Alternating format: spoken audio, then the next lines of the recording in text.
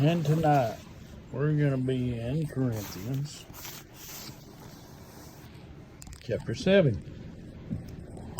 Now concerning the things of which you wrote to me, it is good for a man not to touch a woman. Nevertheless, because of sexual immorality, let each man have his own wife, and let each woman have her own husband. Let the husband render to his wife the affection due her, and likewise also the wife to her husband. The wife does not have authority over her own body, but the husband does. And likewise the husband does not have authority over his own body, but the wife does.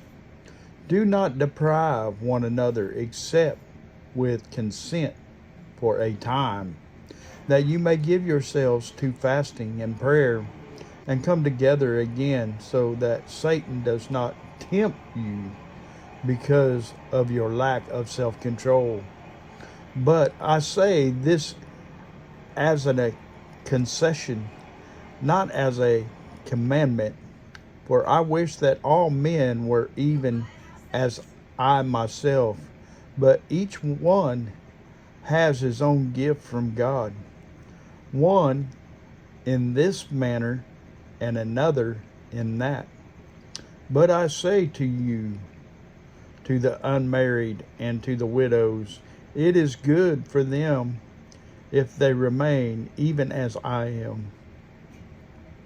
But if they cannot exercise self-control, let them marry, for it is better to marry than to burn with passion.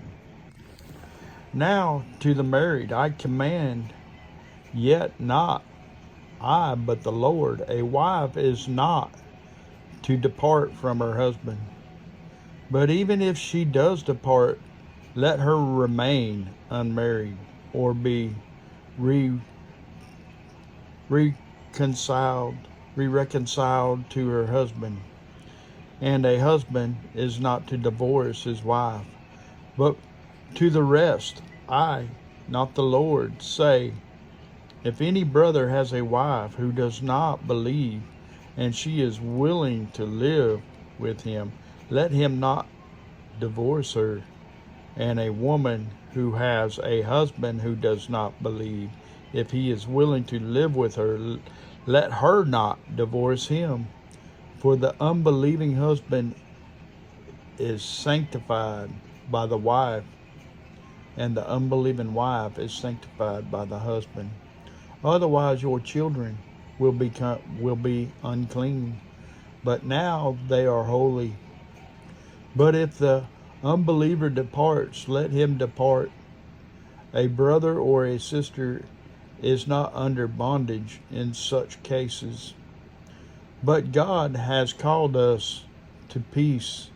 For how do you know, O wife, whether you will save your husband?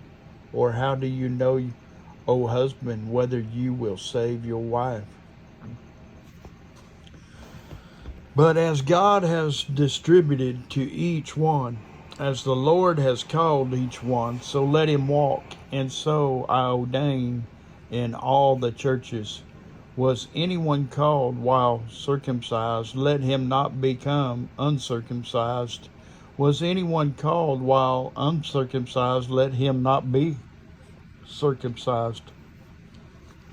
Circumcision is nothing, and uncircumcision is nothing, but keeping the commandments of God is what matters. Let each one remain in the same calling in which he was called. Where you called while a slave, do not be concerned about it. But if you can be made free, rather use it. For he who called in the Lord while a slave is the Lord. Freedman, likewise he who is called while free is Christ's slave. You were bought at a price. Do not become slaves of men, brethren. Let each one remain with God in that state in which he was called. Now concerning virgins, I have no commandment from the Lord yet. I give judgment as one whom the Lord in his mercy has made trustworthy. I suppose, therefore, that it is good, because of the present distress, that it is good for a man to remain as he is. Are you bound to a wife? Do not seek to be loosed. Are you loosed from a wife? Do not seek a wife. But even if you do marry, you have not sinned. And if a virgin marries, she has not sinned. Nevertheless, such will have trouble in the flesh, but I would spare you. But this I say, brethren, the time is short, so that from now on, even those who have wives should be as though they had none. Those who weep as though they did not weep. Those who rejoice as though they did not rejoice. Those who buy as though they did not possess. And those who use this world as not misusing it. For the form of the world is passing away. But I want you to be without care. He who is unmarried cares for the things of the Lord, how he may please the Lord. But he who is married cares about the things of the world, how he may please his wife. There is a difference between a wife and a virgin. The unmarried woman cares about the things of the Lord, that she may be holy both in body and in spirit. But she who is married cares about the things of the world, how she may please her husband. And this I say for your own profit, not that I may put a leash on you, but for what is proper, and that you may serve the Lord without distraction. But if any man thinks he is behaving improperly toward his virgin, if she is past the flower of youth, and thus it must be, let him do what he wishes. He does not sin. Let them marry. Nevertheless, he who stands steadfast in his heart, having no necessity, but has power over his own will, and has no determined in his heart that he will keep his virgin, does well. So then he who gives her in marriage does well. But he who does not give her in marriage does better.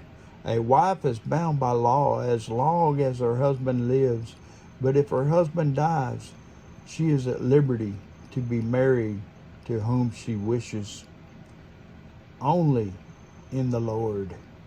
But she is happier if she remains as she is, according to my judgment.